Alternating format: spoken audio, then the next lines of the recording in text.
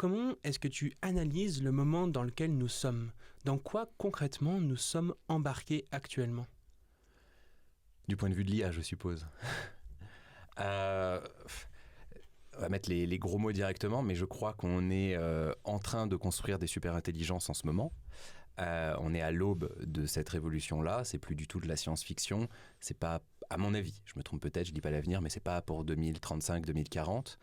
Il y a plein de définitions de super-intelligence, donc il pourrait discuter dans le podcast pour se mettre un peu d'accord sur les termes, mais je pense qu'on est en train, voilà, en ce moment, de complètement passer un cap. Les IA génératives qui sont sorties avec ChatGPT, le côté LLM de base, on l'a déjà dépassé une première fois avec les modèles de raisonnement qui sont une vraie nouvelle génération de systèmes d'IA qui se rapprochent beaucoup plus fortement de systèmes d'IA général, je pense, que les LLM basiques.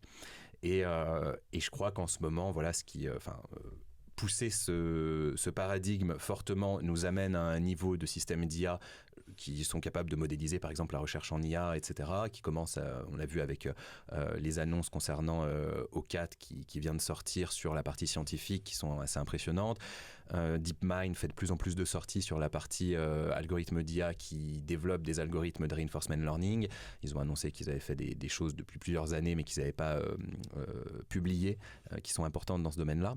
Donc je trouve qu'il y a quand même beaucoup de signaux faibles qui montrent que au-delà de la partie agent, qui est, on pourra en parler, mais la grosse partie pour le business, la partie productivité, faire des agents IA pour automatiser des processus, vraiment du côté de l'augmentation du niveau d'intelligence des modèles, on est en train de passer un très gros cap et je pense que sur 2025-2026, ce cap va nous amener au-delà des capacités humaines dans beaucoup de domaines cognitifs.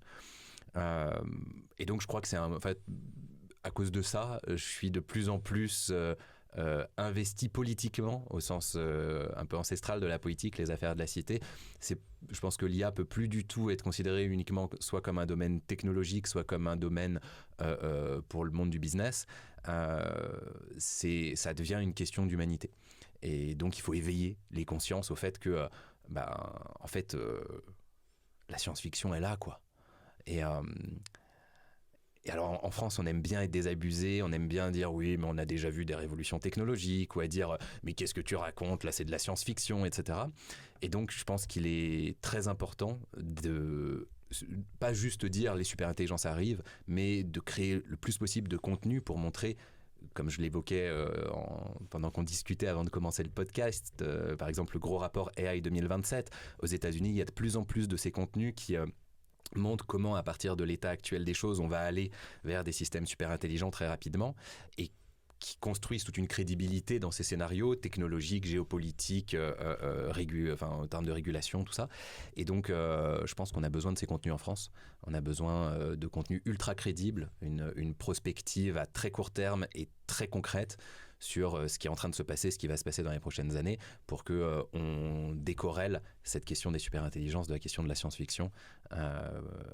C'est de la science, c'est plus de la fiction. Donc, voilà. Je crois qu'on est un peu à ce moment clé. Je pense que 2025, on s'en rappellera.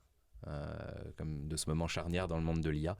Donc, tu vois, moi, ce que ça veut dire pour moi, par exemple, c'est que